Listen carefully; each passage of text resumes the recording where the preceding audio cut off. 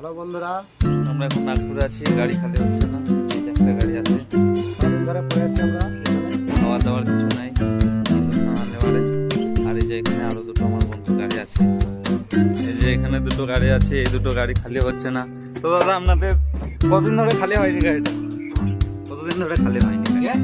কতদিন ধরে গাড়িটা খালি হয়নি? 5 দিন। 5 দিন ধরে খালি আসে নাই। তাই 4 তো 5 দিন খালি হয়। আপনার গাড়িটা কতদিন ধরে এখান থেকে আসে? 25 দিন আছে। আরে আমার তো এই 4 দিন হয়ে গেল। 4 দিন হয়ে গেল, খালি হচ্ছে না গাড়িটা। আমরা একসঙ্গে বসে আছি সব। আরে বড় আছে গাড়ি ধরছি। কি করবো? আর এই ভাই তো সবার আগে আছে। সবার আগে এই ভাইটা আছে, এর খালি হয়নি। কি করবো, খাওয়া দাওয়ার ব্যবস্থা নেই এখানে। যেটা নাগপুরের হিন্দুস্তান লিভার, আমাদের গাড়ি খালি হচ্ছে না। এই যে ভাইটা বড় পরেশানি হয়ে আছে।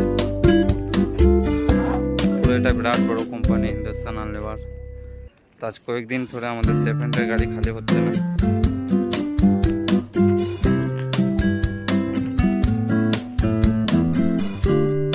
খাজা ভাই, তোমার গাড়ি কেন খালি হচ্ছে না? আরে এমন পার্টির মাল নিয়ে এসেছি, গাড়িগুলো আজ 1 সপ্তাহ হয়ে গেল, খালি করছে না। আমারও তো ঘুমিয়ে এলে গেলাম। ঠিক আছে, পার্টি এখন বলছে যে এখনো 4 দিন দাঁড়িয়ে থাকতে হবে। কি বলছে, কি প্রবলেম? তোমার জায়গা নেই বা কি? বলছে গোডাউনে জায়গা নেই এখন। জায়গা এখন বলছে ছোট গাড়ি লোড দেবো, তারপরে জায়গা হবে, তারপরে খালি হবে। তা শুনে নিলেন ড্রাইভারের কাছে রিভিনিউ।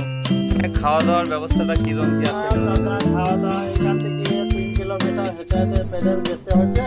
হ্যাঁ, তো ওইখান থেকে খাবার নিয়ে আসতে হচ্ছে। যা আচ্ছা। সবজি টবজি যা পাচ্ছি নিয়ে আসছি। নাহলে ভোগাস হয়ে যেত। হ্যাঁ, মুখে যে খিদে লাগছিল, এই দুপুরে দেবো, রাত্রে রান্না করে রাখা আছে। আমাদের রাত্রে রান্না করে রেখে দিয়েছি। যাই খানি মাংস আছে, এটা দেখি দুপুরে কোনো রকম হয়ে যাবে।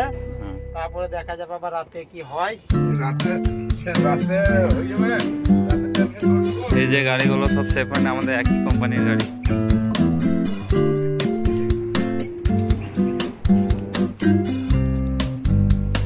ঠিক আছে বন্ধু, আমার পেজটা ফলো করে দেবে সবাই।